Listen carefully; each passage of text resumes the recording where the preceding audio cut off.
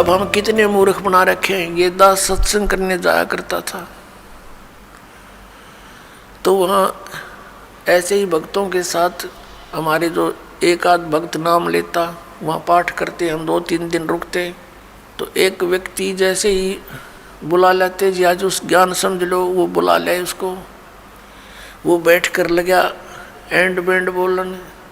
कहते भक्ति तो अपने मनमय होती है, गुरु बनाने से क्या भक्ति होती है, ले कर दे दे और करके खा ले, बस यही सब कुछ होता है।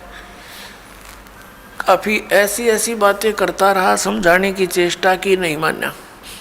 क्योंकि उसका 10-15 किले एकड़ ज़मीन थी, अच्छा ट्यूबवेल ला रखा था खेतों में, तो उसने फिर क्या जरूरत थी, क्या आवश्यकता समझा था वो भगवान की, युवा शरीर था। काफ़ी समझाने की चेष्टा की, एंड बैंड बोलता रहा, उठ कर चला गया। खान पीन की उम्र है और भी अब फांसी लगा रहे हो आप, बीड़ी नहीं पीनी, शराब नहीं पीनी, मांस नहीं खाना, नाचना कूदना नहीं है, यूँ कह कर उठ कर चला गया। और कहता है कि भक्ति तो बुढ़ापे में करया करें, वृद्ध अवस्था हो जा।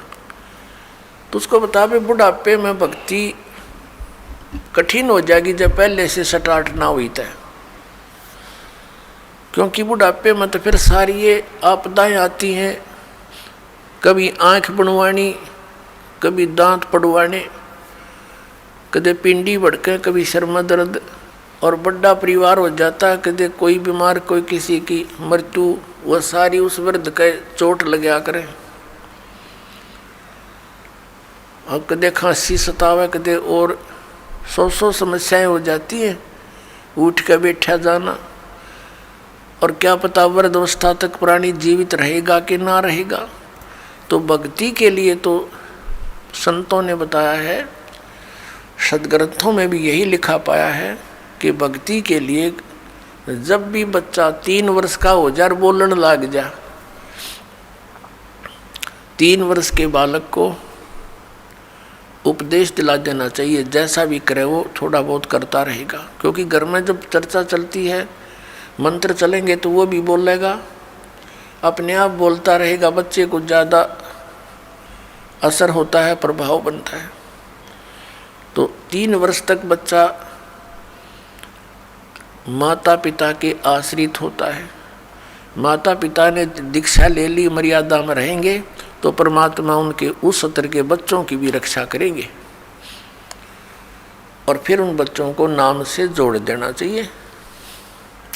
तो फिर क्या देखा, 1 महीने के बाद फिर उसी गांव में, नगर में जाने का परमात्मा ने संयोग बनाया, सत्संग था। तो दूसरी बार जब दास गया, वहाँ पता चला कि वो व्यक्ति जो यहाँ वाद विवाद करे था, वो उसकी मृत्यु होगी। और मृत्यु भी कैसे होगी, कैसे हुई, बड़ी दर्दनाक तरीके थे। उसका अपना एक कुआं था, इस साइड की बात है, बाडड़ा साइड की, हरियाणा की। उसका अपना एक कुआं था, उस कुएं में नीचे जल था। कुएं में से वो ट्यूबवेल चलाते हैं, तो सारा दिन ट्यूबवेल चलाया, पानी कुछ नीचे चला जाता है। वो पानी नीचे चला गया कुएं का, और वो स्नान करने के लिए वो क्या करता था, उस कुएं में ही उसने नीचे पत्थर की पैड़ी सी लगा रखी थी, उन पर बैठकर स्नान करता था। जब कुएं का पानी भरा होता था तो वो ऊपर की पैड़ियों पर बैठकर वहीं नहा लेता था। और फिर क्या, उस दिन पानी गया, नीचे उतर, और उसने सोचा इस नीचे वाली पैड़ी पर बैठकर नहा लूँ, और दायरा कम से कम 5 फुट नीचे।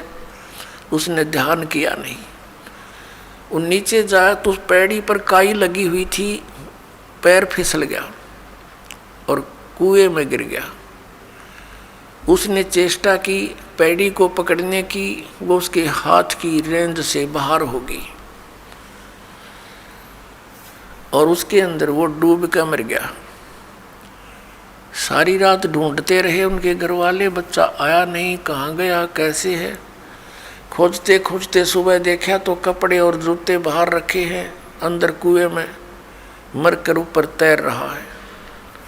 जब उसको देखा कि उसके हाथों की ने जो कोशिश की उसने पकड़ने की किसी वस्तु को, कुएं की अंदर की साइड पर पक्की थी वो, उस पर काई लगी हुई थी, उसके अंदर से उसी उंगलियों के निशान गड्ढे हुए थे कि किसी प्रकार पकड़ दो, निशान थे, और वो मृत्यु को प्राप्त हुआ। इससे ये ज्ञान समझ में आना चाहिए कि किस आधार से हम इतने फूले फिरे हैं और क्या बकवाद गढ़ते हैं।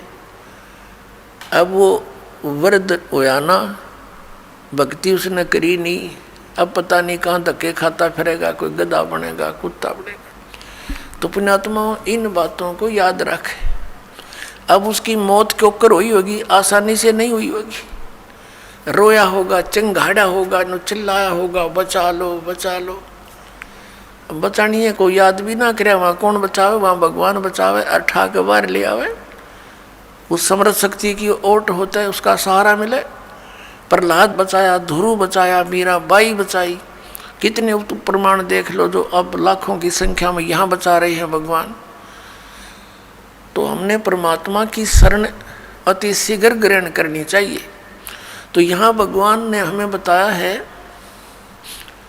परमेश्वर ने हमें याद दिलाया है कि झूठे सुख को सुख कहे ये मान रहा मनमोद, ये सकल चबीना काल का, और कुछ मुख में कुछ गोद।